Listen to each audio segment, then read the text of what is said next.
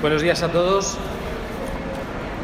Se podrán imaginar ustedes que hablar en un auditorio con tanta gente pues siempre impone un poco. Está uno acostumbrado a hablar en clase a 40, 50, como mucho 100 alumnos, pero este auditorio es nuevo.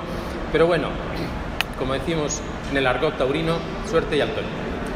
Bien, mi ponencia la van a tener por escrito y por lo tanto prefiero señalar algunas ideas claves para que el encuentro que tenemos durante estos 3 días sea un encuentro lo más productivo posible.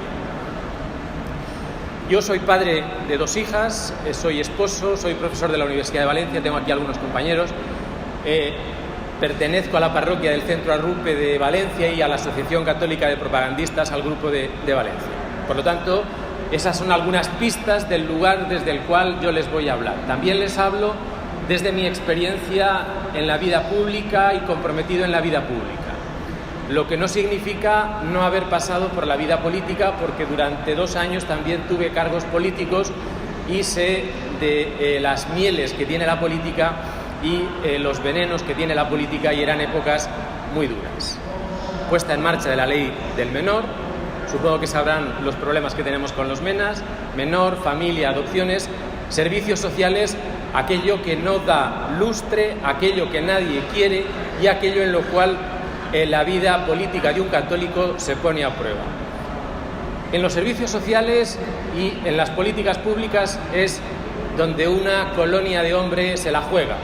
Dicho con otras palabras, es donde la doctrina social de la Iglesia se la juega y donde nos jugamos el futuro de nuestra presencia pública. Quiero agradecer también a Monseñor Salinas, a don Javier Salinas, el hecho de que me eligiera para poder intervenir aquí y que el comité del Congreso aceptara la propuesta, porque para mí es una oportunidad clave. Yo le propuse 3 títulos y él aceptó este porque le resultaba más comercial. El título de mi intervención es Profetas 3.0 y luego proponía 3 tareas. Primera, sanar personas, cuidar vínculos y tender puentes. Esto me interesa que quede claro. Sanar personas, cuidar vínculos y tender puentes. El titular que quiero que pase a la historia después de mi intervención hoy y esta tarde es: los católicos en España en este momento somos las manos y el corazón de la sociedad civil española, pero tenemos dudas respecto al tipo de cabeza que tenemos que tener en la sociedad civil. Dicho con otras palabras, nuestra presencia en la vida pública hoy está centrada fundamentalmente en lo que llamamos técnicamente sociedad civil, y ahí no es que estemos en primera división o puestos de Champions, es que ahí tenemos las 12, 13 y 14 copas que haya que ganar en la sociedad civil. Por lo tanto, hay que hacer memoria del lugar donde estamos, de tal forma que sería imposible pensar la sociedad civil en España sin los católicos comprometidos en la vida pública hoy. Hay tanto tipo de organizaciones, hay tantas características diferentes en las diócesis que sería impensable hacer cualquier diagnóstico y cualquier análisis de la sociedad civil española sin decir: ahí están los católicos comprometidos de las diferentes diócesis. Por lo tanto, aunque no estemos en el Estado, aunque no estemos en la administración pública, aunque no estemos en los bancos y aunque no estemos en las empresas, la sociedad civil de nuestro país y la sociedad civil europea sería impensable con nosotros. Sin nosotros. Por lo tanto, el reto que tenemos planteado es mayor del que nos podemos imaginar. No nos planteamos hoy si nuestra presencia tiene que ser de partido y formar un partido demócrata, cristiano, social cristiano. Esa tarea hoy no toca. La tarea que toca hoy es una tarea fundamentalmente de formación. Es una tarea de darnos cuenta de la herencia recibida, darnos cuenta del papel que tenemos en esa sociedad civil, repito, donde el corazón y las manos de la sociedad civil son nuestros. No puede hacer nadie en la sociedad civil española nada sin contar con la Iglesia en España. Reto que tenemos presente: el reto es la cabeza, la intelección, la formación, lo que yo he llamado en mi ponencia el rumbo de las manos y el corazón de esa sociedad civil que nosotros formamos. Fíjense que al llevar bastantes años trabajando en la sociedad civil y al llevar, cuando digo trabajando, digo con corazón, porque Cáritas, Manos Unidas y cientos de organizaciones eclesiales son el corazón de la sociedad civil. Al ser también las manos silenciosas, hay cientos, por no decir miles, de católicos que, aunque no hayan reflexionado teóricamente sobre su compromiso en la vida pública, están en los hospitales, están en las cárceles. Ese tipo de espacio es prioritario para nosotros, por lo tanto, esa tarea es clave. Sin embargo, vosotros y yo tenemos que plantearnos el rumbo en el que queremos ir, y mi reflexión va en esa dirección. Varias ideas. En primer lugar, creo que es clave hacer operativa nuestra sabiduría práctica. Ustedes y yo tenemos una sabiduría práctica, una experiencia como católicos en la vida pública que hay que poner en valor, que hay que hacer operativa. En un contexto de indiferencia, en un contexto de nuevo agnosticismo y sobre todo en un contexto de secularismo líquido. En ese contexto es clave ese mensaje de reanimación que quiero dar. En segundo lugar, vivimos nuevos tiempos y los contextos del año 2020 no son los de Católicos y Vida Pública, no son los del periodo del Cardenal Tarancón y no son ni siquiera los del año 2001 o 2002. Hoy tendríamos tres opciones como grupo de católicos en la vida pública. En primer lugar, la primera opción es que inventen ellos, es decir, obedecer a otros, que no seamos los propios laicos como protagonistas de ese reto de la Iglesia española. Segunda opción, la que Dreher ha llamado opción benedictina: recluirnos, evitar la presencia en la vida pública y volver a las esencias de la vida monacal, porque el relativismo cultural, porque lo que podríamos llamar una civilización secularizada, en realidad atenta contra los principios de nuestra identidad católica. El planteamiento de Dreher, la opción benedictina, es un planteamiento atractivo, es un planteamiento muy interesante y es una segunda opción con la que contamos, es decir, repliegue, dado que el secularismo líquido lo que en realidad anuncia es la relativización, la modernización de la sociedad y el olvido, y aquí está la clave, de la verdad de nuestro mensaje. El planteamiento de Dreher es un planteamiento pesimista que contrapone verdad y misericordia, y ustedes y yo y la experiencia de los católicos en la vida pública española nunca ha contrapuesto verdad y misericordia. Por lo tanto, nuestro planteamiento no es el de Dreher, la opción benedictina. Nuestro planteamiento está más próximo a lo que yo he llamado la opción ignaciana. Repito, primera opción, no hay rumbo, que hagan otros el rumbo. Segunda opción, opción benedictina de Rob Dreher. Tercera opción, que creo que es la más atractiva y la más interesante, es la opción de Charles Taylor en su libro A Secular Age, y es la opción que yo he llamado la opción ignaciana. Es la opción del Papa Francisco, pero cuando digo la opción del Papa Francisco no estoy diciendo la opción del Papa Francisco frente a Benedicto XVI, frente a Juan Pablo II. La hermenéutica de la opción ignaciana es la hermenéutica de la continuidad. No se entendería Francisco sin Benedicto XVI, ni a Benedicto XVI sin Juan Pablo II, sin Pablo VI y sin el Vaticano II. Por lo tanto, la opción ignaciana requiere una lectura de la modernidad, requiere una lectura de la secularización en clave de discernimiento y en clave de claroscuros de la modernidad. Es decir, nosotros respecto a la modernidad no estamos en una posición adversa, nos situamos críticamente ante una cultura secularizada y ante una cultura moderna, pero tenemos algo que proponer y lo hacemos con ilusión, con esperanza, pero ojo, lo hacemos a la intemperie. Y esto no es fácil, por eso trabajamos en grupo, por eso trabajamos en comunidades, por eso trabajamos en parroquias, por eso creemos que la presencia en la vida pública comprometida es fundamental. En este planteamiento ignaciano, este planteamiento, digo taylorista, pero no en el sentido de las opciones empresariales, sino taylorista en el sentido de decir una lectura crítica de la modernidad, supone situarse esperanzadamente en la vida pública, repito, situarnos a la intemperie y recuperar algo que es muy importante. Darnos cuenta de que solo se puede superar la fatiga cívica de las democracias si hay ilusión, si hay entusiasmo, si hay reencantamiento de tradiciones simbólicas. Y la nuestra tradición simbólica no es que sea de Champions, es una opción ganadora. Por eso es importante recuperarla. En este sentido, verán en la ponencia, la reinvención del compromiso, la recuperación del compromiso pasa por marcar distancias con la opción benedictina y pasa por marcar distancias con lo que hemos llamado el desentenderse del rumbo. ¿Cuál es el contexto en el cual desempeñamos nuestro compromiso hoy? El contexto que yo he llamado Profetas 3.0. Necesitamos recuperar la vocación profética. Los laicos no somos gestores, no somos administradores, no somos monaguillos. Tendremos que ser monaguillos cuando haya que serlo, pero es muy importante liderar en la vida de la Iglesia esta tarea profética.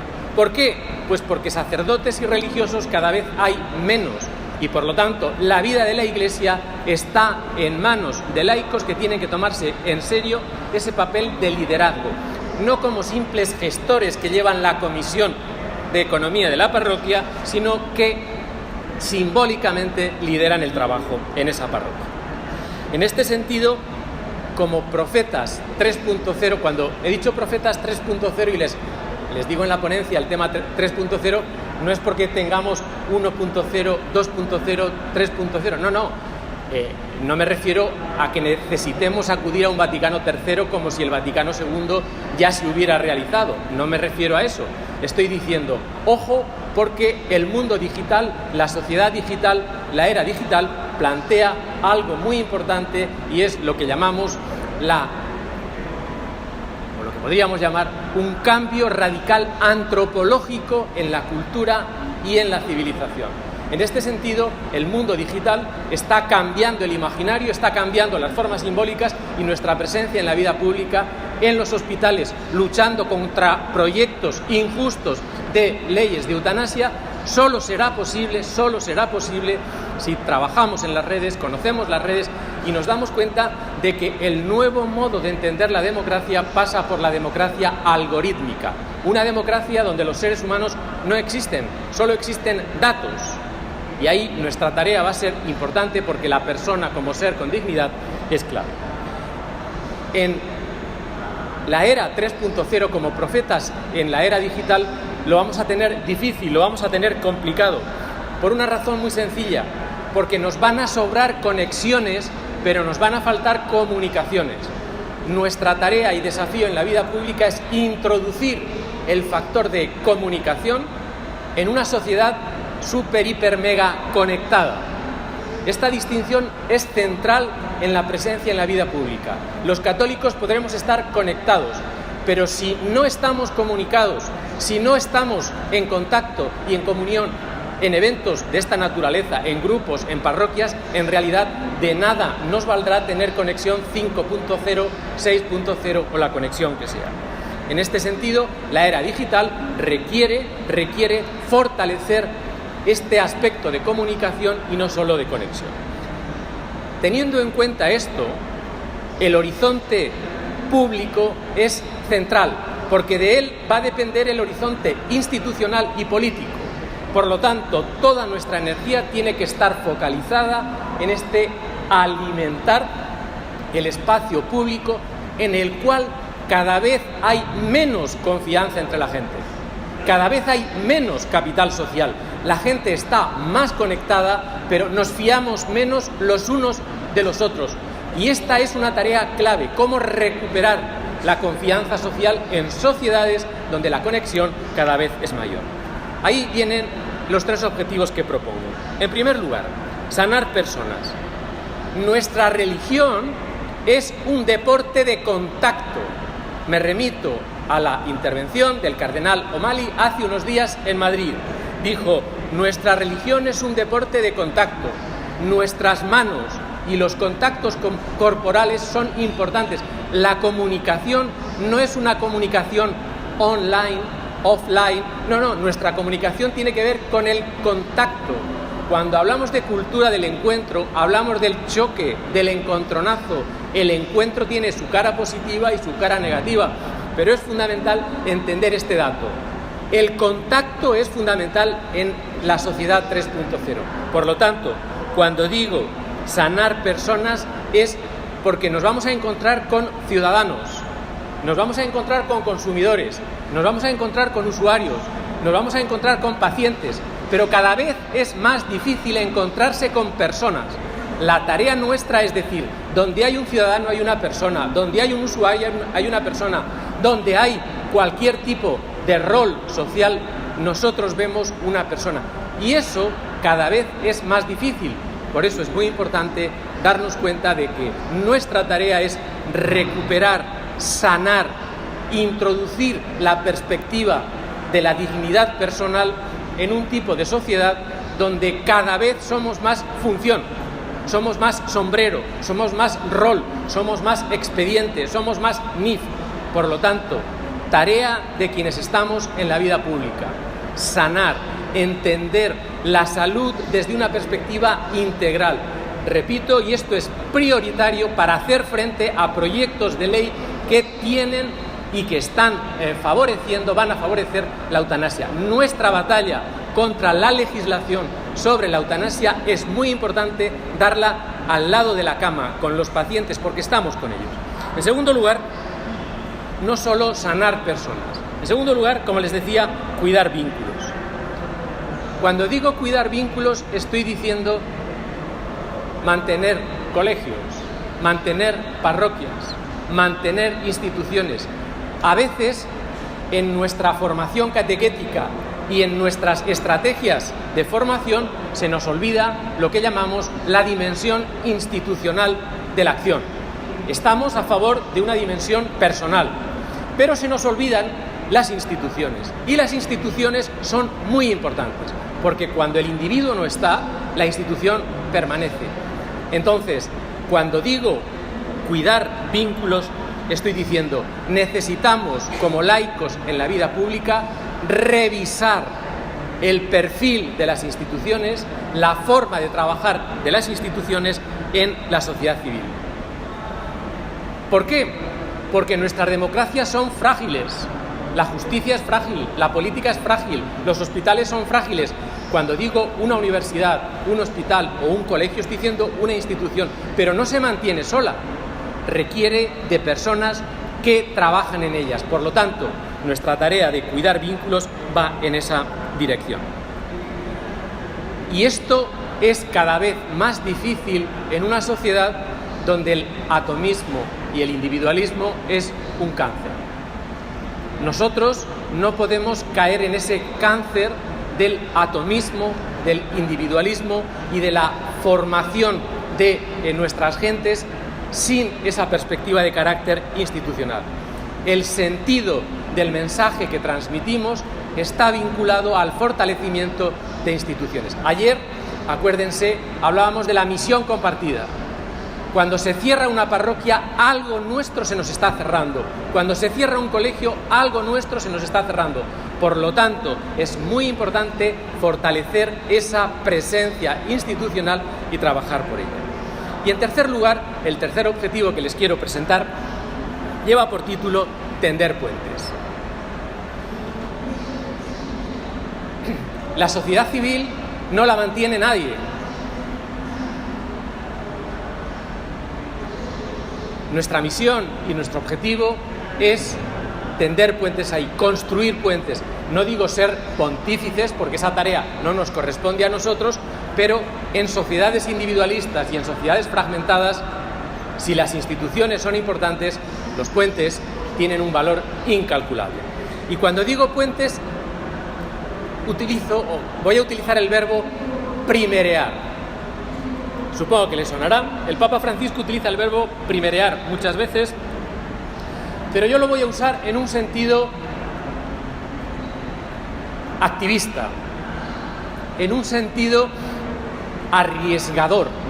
Él lo utiliza en el sentido de no tener miedo, pero a mí me interesa utilizar el verbo primerear en el sentido de decir, nuestra presencia es arriesgada, no tenemos garantías de éxito en aquello que emprendemos muchas veces. Tenemos que primerear iniciativas, tenemos que arrancar propuestas. La sociedad civil va a depender, cuando digo sociedad civil estoy diciendo el conjunto de espacio moral que entendemos técnicamente como capital social, como espacio de confianza y como el aceite sin el cual la vida pública o la vida política no funcionaría. Técnicamente está muy trabajado, pero creo que es clave. Este primerear en la construcción exige iniciar procesos. Pero cuando hablo de puentes, quiero señalar varios puentes. En primer lugar, hay un puente de carácter antropológico. Nuestra antropología muchas veces es excesivamente cordial. Le damos mucha importancia al corazón y nos hemos olvidado de la cabeza y de las manos. Por lo tanto, recuperar el puente de una antropología integral. Somos cabeza, corazón y manos. Mucha gente querrá solo nuestro corazón y nuestras manos. Sin embargo, nuestra cabeza tiene que ponerse también a funcionar, porque a veces la clase política, los partidos políticos van a necesitar nuestras manos y nuestro corazón, pero no van a querer nuestra cabeza. Eso no es serio. Si ustedes quieren nuestras manos y nuestro corazón, tendrán que querer también nuestra cabeza. Y eso requiere condiciones, y eso requiere trabajar por la libertad, por la justicia y por la solidaridad, y no por intereses de partido. Segundo puente, puente vecinal. Yo les podría preguntar, ¿conocen a sus vecinos? No hemos hecho una pastoral del vecindario. La parroquia muchas veces hace este tipo de cuestiones sin saberlo. Por lo tanto, la figura del vecino es una figura socialmente clave en la vida pública. Sin esta figura no habría solidaridad, capital social y por lo tanto es clave. En este sentido, el puente no es solo el puente con los partidos, con los sindicatos, con las agrupaciones. Muchas veces es el puente con nuestros vecinos. Tercer puente, el puente interconfesional.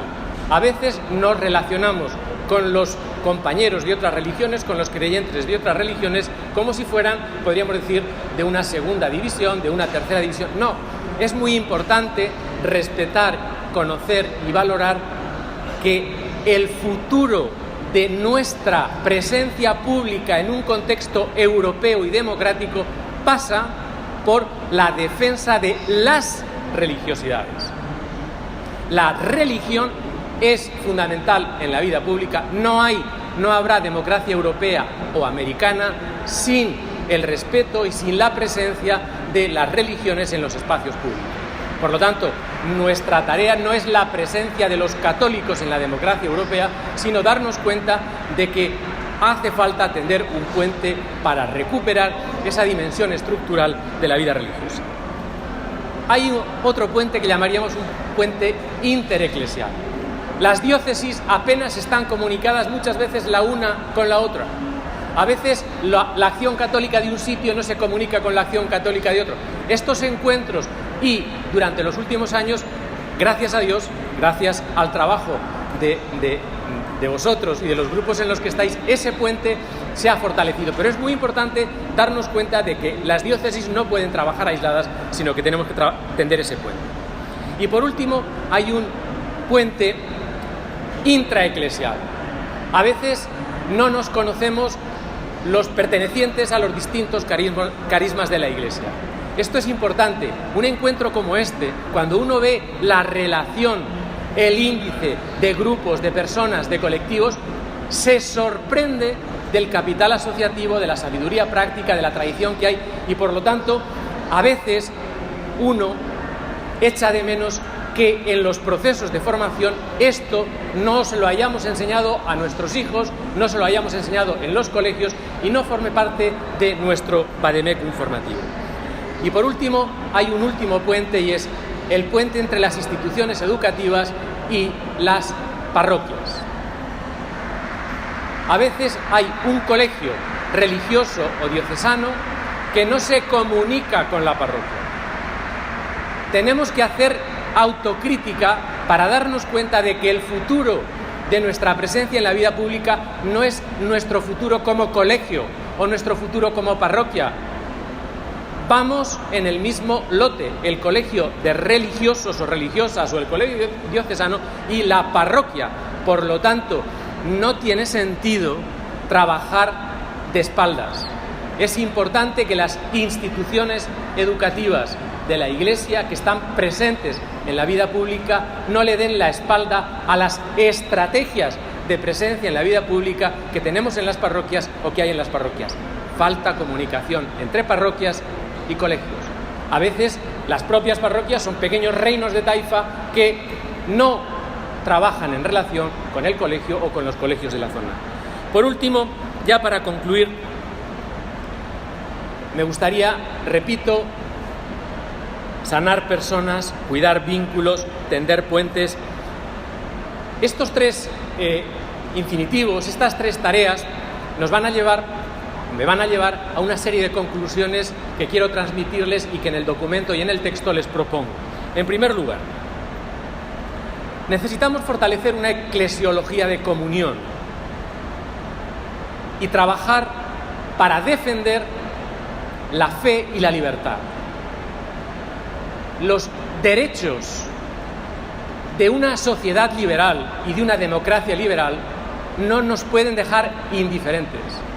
El futuro de la democracia liberal, no estoy diciendo democracia iliberal.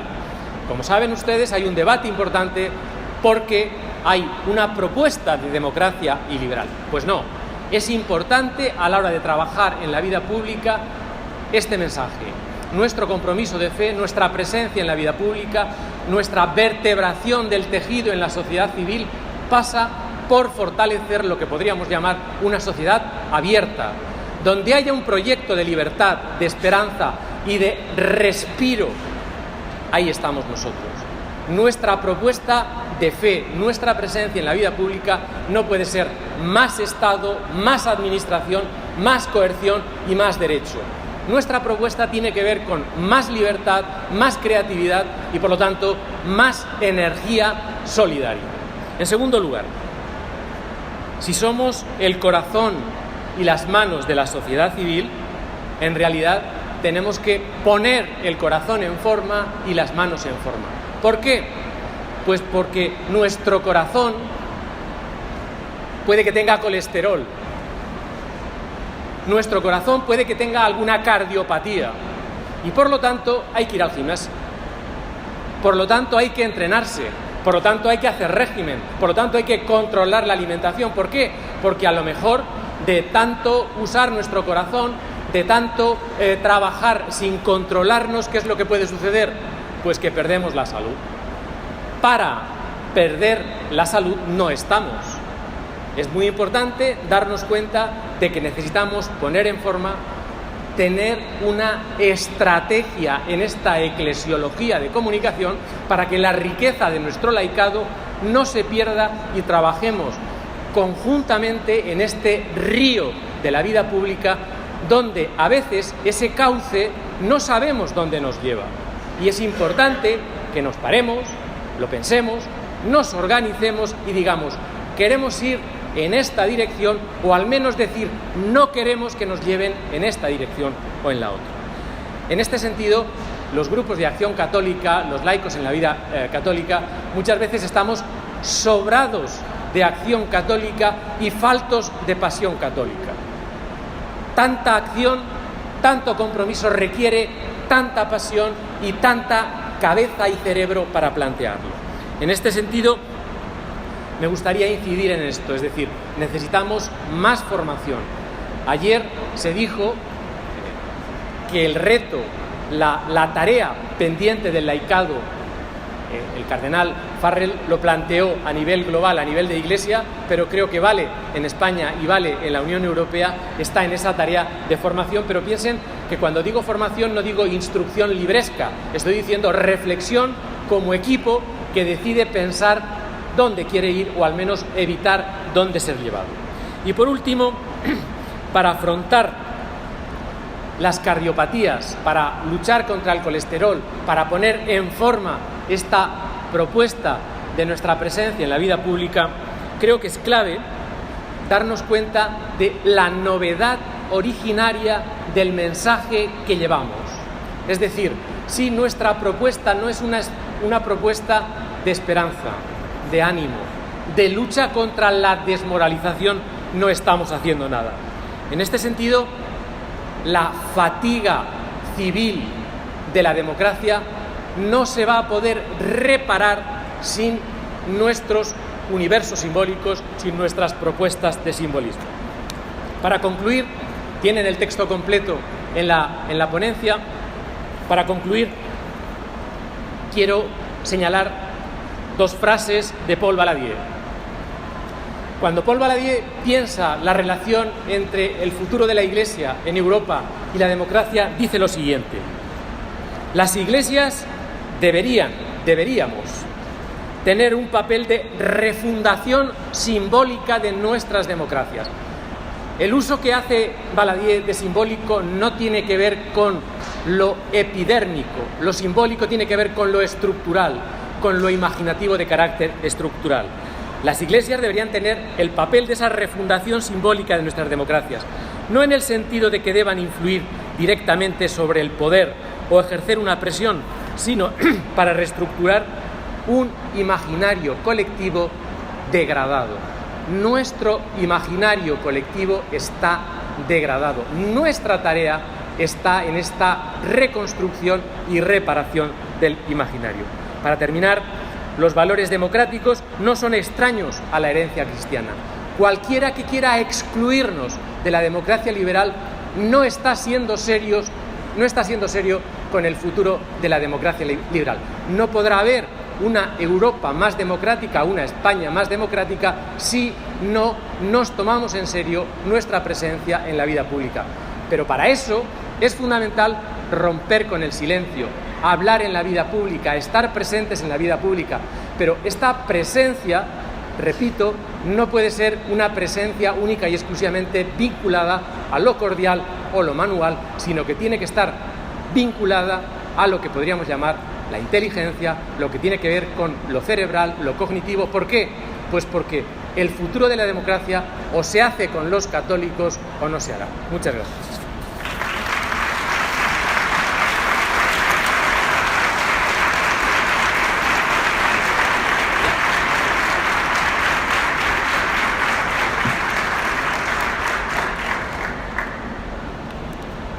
Gracias, Agustín, por la ponencia y sobre todo por el esfuerzo de haber intentado sintetizar en el tiempo tan escaso que tenías lo esencial de la misma. Algunos avisos de última hora antes de empezar el trabajo por líneas temáticas.